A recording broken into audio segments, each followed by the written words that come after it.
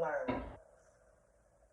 Colleges and universities are continuing to come up with innovative ways to address the learning needs of all students.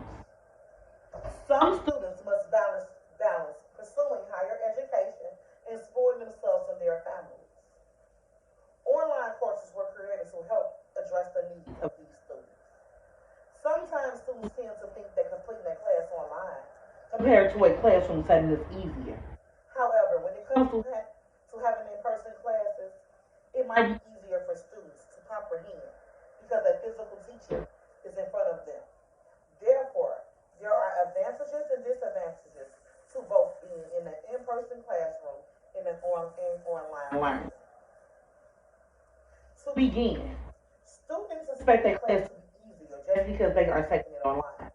But online classes are no easier than classes offered in a traditional classroom setting. Compared to a classroom where the teacher is there to keep students on track, online courses require students to keep their schedule and all deadlines. Students online can only communicate online and through peer pre and post discussion.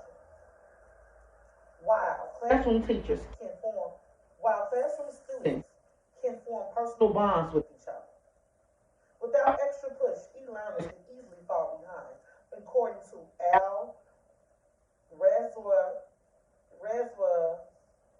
Reswaden, ETAL, 2021. E-learning ensures that students are completely involved as learning takes place together with text, videos, sounds, collaborative sharing, and interactive graphics. Page 107. This means students have to be engaged in order to focus on learning. Unfortunately, there are challenges that come with a classroom setting that students have to face. For example, one of the many challenges is that attendance is crucial to passing in a class. Compared to online, students who have the option to work anytime during the day as long as deadlines are met. One would argue that an online student is still at a disadvantage because that individual creates a schedule, while the classroom is set aside for students as the time to learn. Classrooms can also become distracting to different learning styles amongst the students. While online courses is pretty straightforward, students develop a habit of procrastination due to freedom that an online course allows. This is why the advantages of e-learning are self-learning, low cost, convenient, and flexible. Alice Mahez, Mosin, and Ahmed, 2021, page 1. In this case, the freedom that the students have as online learners also places more responsibility on them. To continue, students' learning style should help instructors think about what is the most effective way to educate pupils.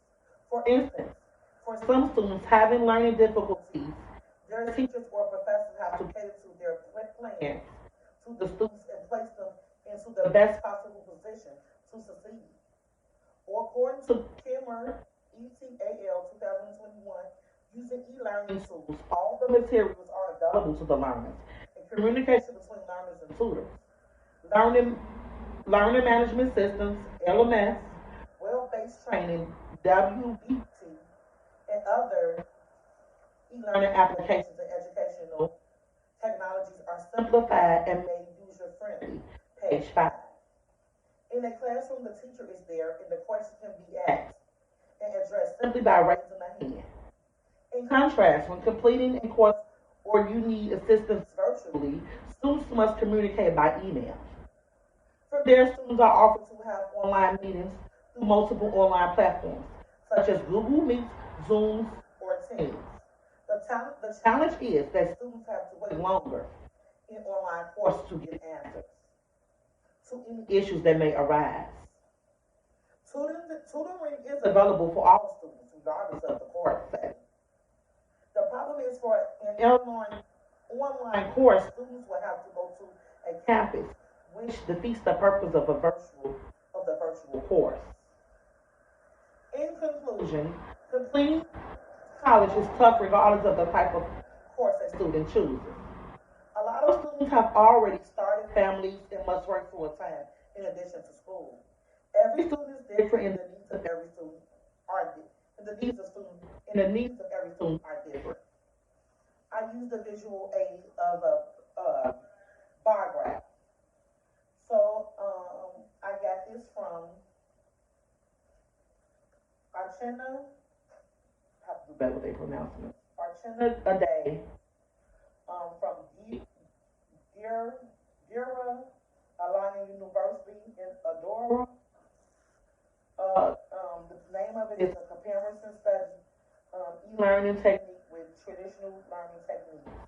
August 2015, pages 23 to 25. She created an actual learning bar graph, and this is the percentage, the traditional teaching and the e-learning teaching. So for students, the traditional way was like 20%, and the e-learning was 65%.